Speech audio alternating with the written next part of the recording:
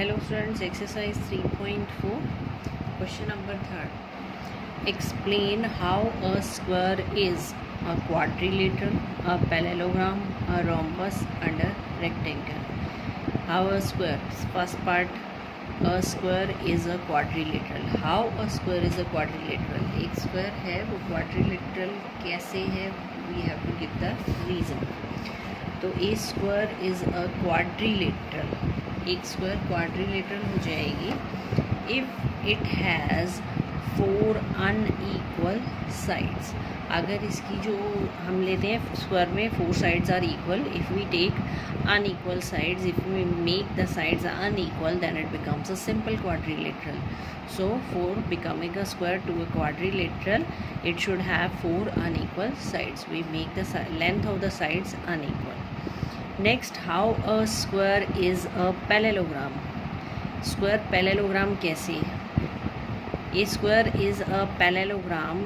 A square becomes a parallelogram या is a parallelogram because it has opposite sides equal and parallel. Square parallelogram कैसे है? क्योंकि इसकी जो opposite sides होती हैं वो equal और parallel होती है. तो square is a parallelogram but parallelogram is not a square. Parallelogram की जो कंडीशन है opposite sides are equal and parallel, that is same in square. Now how a square is a rhombus. A square is a rhombus because it has 4 equal sides. दोनों में same property है. In rhombus also we have 4 equal sides, in square also we have all sides equal and diagonal bisect at 90 degree. और जो दोनों के diagonals होते हैं वो 90 डिग्री पर बाइसेक्ट करते हैं. जो दोनों के डायगनल्स होते हैं वो 90 डिग्री पर बाइसेक्ट करते हैं, यानी ये इक्वल और इधर से ये सारे एंगल कितने डिग्री के होंगे? 90 डिग्री के. Next is how a square is a rectangle. एक स्क्वायर रेक्टेंगल कैसे है? Square is a rectangle because its opposite sides are equal and each angle is equal to 90 degree. Rectangle की क्या condition होती है? Opposite sides are equal and each angle is equal to 90 degree. This is satisfied by the square also. Square में भी opposite sides equal होती हैं और each angle should is equal to 90 degree. तो square is a rectangle also. Next is question number 4. Name the quadrilaterals whose diagonals bisect each other. सिर्फ name देना है आपको क्वाड्रिलेटरल का. whose diagonals bisect each other. Second, are perpendicular bisectors of each other and are equal. First में only bisection है, second में perpendicular भी है और बाइसेक्शन भी है, थर्ड में क्या है? Diagonals are equal. तो फर्स्ट ले रहे हैं हम quadrilaterals whose diagonals bisect each other. जिनके डायगनल बाइसेक्ट करते हैं that are rhombus, parallelogram, rectangle and square. Rhombus, parallelogram, rectangle and square are the quadrilaterals whose diagonals bisect each other.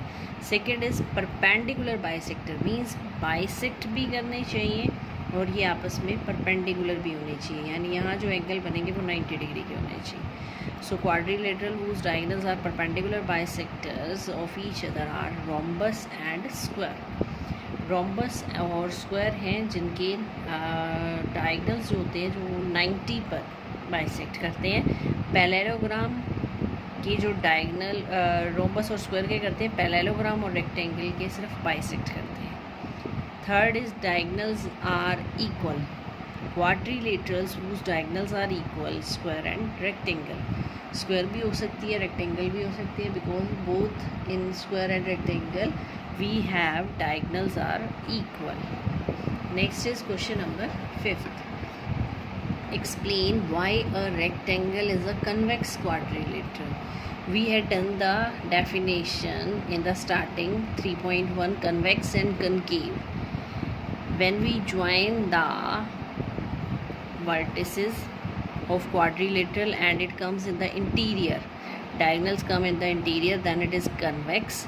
If it lies in the exterior part, exterior means outside the diagram, then it is a concave. हमने किया था diagram इस तरह से, diagram भी आया था हमारे पास कोई भी आपके पास क्वाड्रिलेटरल दे रखी है या कुछ भी आपके पास फिगर दे रखी है, अगर ये ज्वाइन करें आउटर पे जा रहा है, आप स्क्वायर या रेक्टेंगल में हम ज्वाइन करें तो वो इंटीरियर में जा रहा है, तो जो इंटीरियर में है वो आपकी कन्वेक्स है।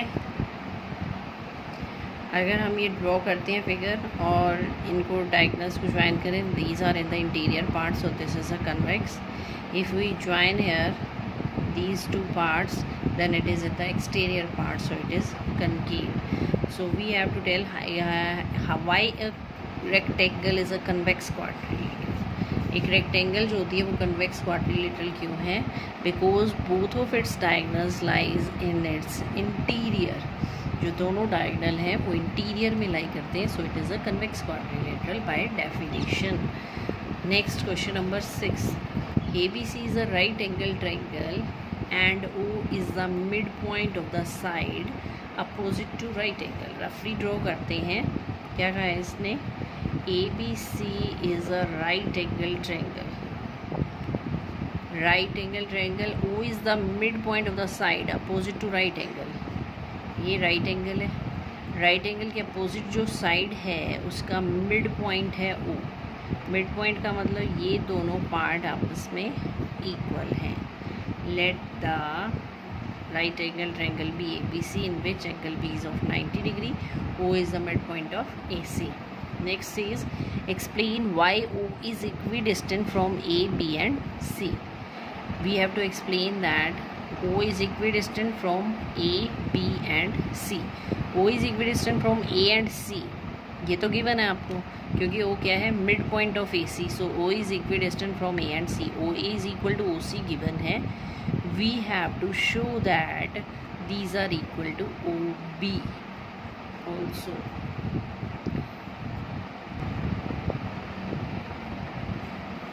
तो सबसे पहले हमें एक छोटी सी कंस्ट्रक्शन देनी है, इसको 90 का बनाकर इंक्रीज़ करना है आपको और ए से ज्वाइन करना है।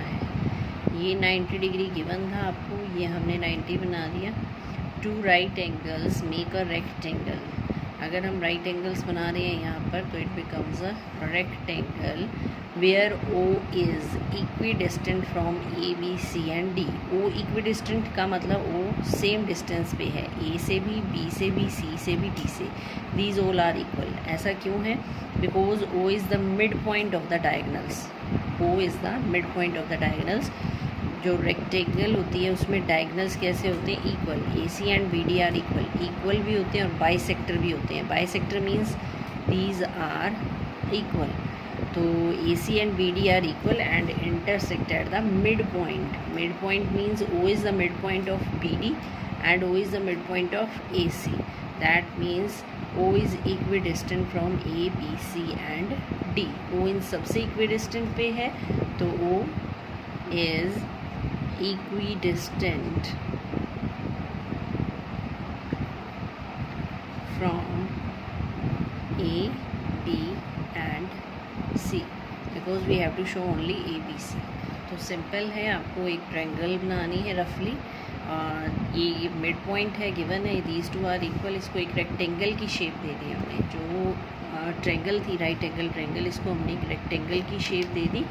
यहाँ 90 का एंगल बनाकर इसको प्रोड्यूस किया और जितनी ये है उतनी ही साइड हमने यहाँ से इंक्रीज़ की, इसको रेक्टेंगल की शेप दे दी।